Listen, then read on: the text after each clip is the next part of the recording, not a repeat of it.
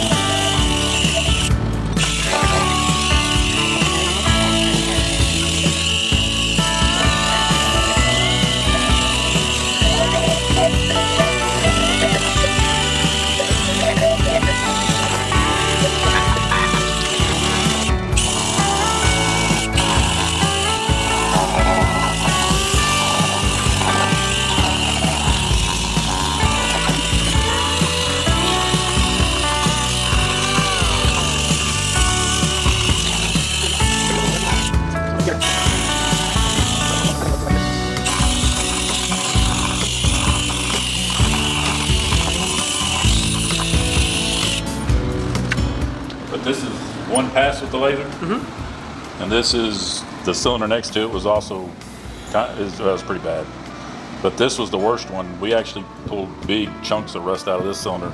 I'm going to hit it with this real quick, because what happens is as the laser burns it off, it kind of burns a coating over it, and it'll quit burning the rust out. So we're going to take the wire brush, knock the top layer of the carbon off left from the laser, and try it again.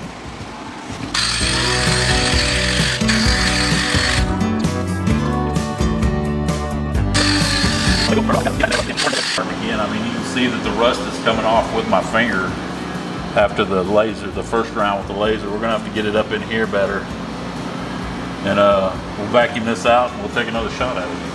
Sounds good.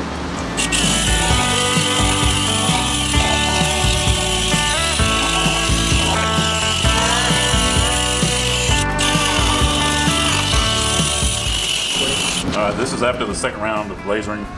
We're gonna hit it with a wire brush and see what it's turned loose. While he's lasering, you can see it'll dust up a flame, and usually as long as it's dusting up that flame, it's doing something. When it quits flaming and it's just running, which you've seen over here where it wasn't making very many flames, it's because there's not a lot of rust left.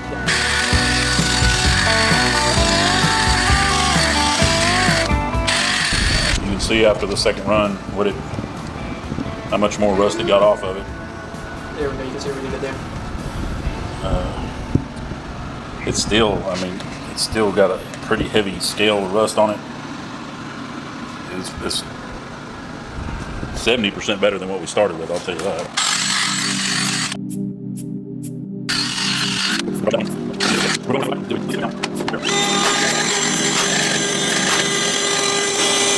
And to be fair, we tried the old trick of acetone and transmission fluid. Everybody says, oh, that'll get it. Not when it's that thick. It will not touch it. It did not do anything for us.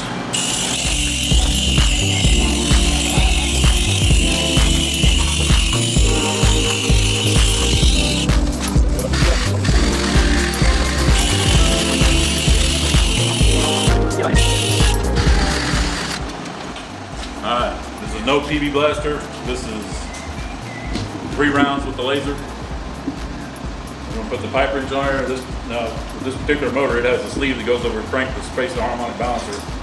So don't put a pipe wrench on your crank.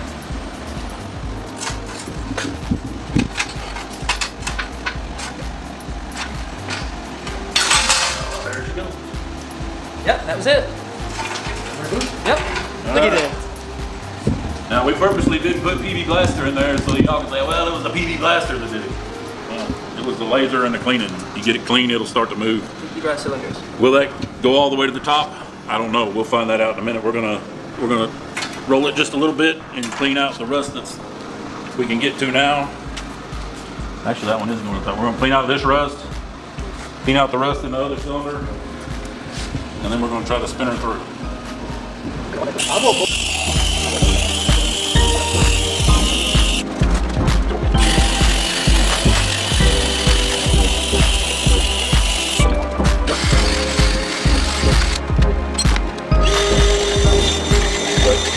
See if we can make one revolution with her now that we got her moving. And it's rough, but she's going. We're gonna shoot some PB Blaster in it after that cylinder. There's the top. There's the breakover. Alright.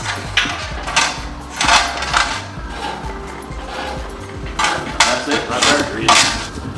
It's gritty. Let's shoot some brake clean in there. I think we're not going to do any more laser into it. Come get some of that. I mean, it's, you know, that cylinder's gone. This cylinder's going to have, well, we're going to have to bore the whole thing, but we're going to have to sleeve this one. I think boring it probably 40 over, and this is a stock motor or whatever we can get pistons for, we'll clean up the rest of it. But, I mean, by lasering it, it's going to make it easier to get the torque converter off, obviously. We can actually get it off now. We got the motor spinning, so we know that everything's still going to turn through, but it's going to have to be rebuilt. So did a laser save this block? No, but it saved us some work and a torque converter because we were looking at cutting the bolts off the torque converter. Torque converter's still good. I mean, if you were doing this on your own time, it'd probably be worth it. On a customer's time, we would probably recommend maybe cutting the converter off, you know, knocking the pistons out there. But this, we wanted to see what the laser would do. We need to get a good shot inside that head. You got good shots for the head. I mean, I'm really impressed with what it did with the inside of those intake ports. That's pretty dang good. I mean, we're probably going to have to put at least 4 valves in it, maybe 6 valves. Maybe not. I mean, we might take these valves out and they might clean up. But it's all going to the machine shop to get checked out and surfaced and everything like that. Let's show them that intake in the carburetor. Like we were saying before, what killed this car was the hood being left off and it filling up with water. But what happened is, this water, when it rained on it, remember it was sitting outside for 1.5 years, it'll fill up here, it would go down through there, through the hole, and you can see the rust, you can see the beginnings of the rust on this bolt. And it looked in the air cleaner and you say, well, that's great. But if you look in the carburetor, you can see where all the water went through it. You can see, I mean, that side doesn't look too bad, but you can see where all the water went through the carburetor. Went right down in the intake, into the open valves. Here's the intake. See it doesn't, I mean, you can see where the water had set and ran down in here, but you look at the back side of it, I mean, you can see this is that rear cylinder that had the rust in it. There's the other 2 cylinders that were the worst. I mean, you can see that the water actually got high enough to stand in that intake a couple of times and caused that rust right there. And when you see the video for the cleaning the heads out, you'll see that the head looked that bad. You look at that head now and that laser just wipes that rust out. But where it's really gonna save the money, I think, and make it worth the money is cleaning inside ports. I mean, even if you're getting carbon, it'll burn the carbon out of those ports just as good as it'll burn the rust out of them. We could show you on the cylinder head that he already did. I mean, you can see where it took the carbon out of there. And I'm wondering if maybe on these new direct injected vehicles, if you couldn't focus that laser down enough to shoot the carbon on the back side of the intake valve. I don't know. Don't take my word for it. Don't do it because I said, hey, this will work. I'm just wondering, we might take a set of Gen 5 LT heads and see if we can bust the carbon off of it with that laser and see what it does, see how it reacts with the aluminum on the head. I think we haven't had any bad reactions with aluminum so far, but I mean, these intake ports were just as bad. They were just as bad as that cylinder or the intake runners you've seen. And this is just more or less one pass. We really haven't gone after it again. We decided to go after the block to see if we could free it up. And I mean, that's a pretty good job. I mean, if you had some severely carboned up cylinders, it might be worth it. All right, when we talked about the bonus footage of maybe shooting the carbon off a Gen 5 direct injected LT head, this is a 5.3 head off around a 2017, 2018 Chevy pickup. I took the laser and I spent maybe a minute shooting this one port. It was the worst port, to see how it would come out. And I'm not telling you to do this. I'm not telling you it's a good idea to do this, but it did work. And if you want to, we'll give you a little footage of the proof here. I mean, I didn't take it before, but these were some fairly low mileage heads, so it's hard to say whether, you know, there's not a lot on them.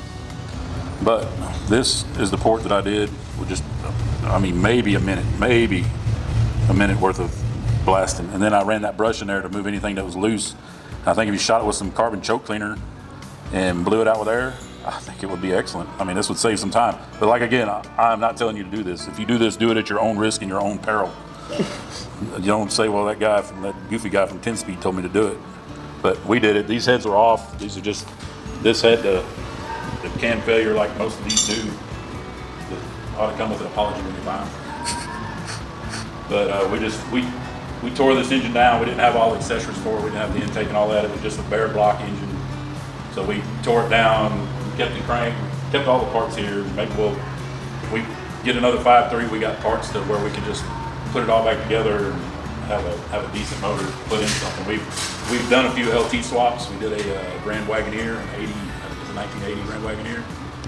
We did an 84 Corvette, has a 5.3 and a 6L80 in it. It might make a return to the shop. And what else did we put one in? Oh, we put one in a K5 Blazer, a 75 K5 Blazer with a 6L80. Hooked it to the MP208C, I believe, transfer case. And it will bolt right up to the 6L80 as long as it came out from behind a Turbo 400. It has to be a 3/4 ton truck, MP208C. And it will, with an advanced adapters plate so you can clock it, it will bolt to the back of a 6L80E. So that's the bonus footage. Remember, I like to party.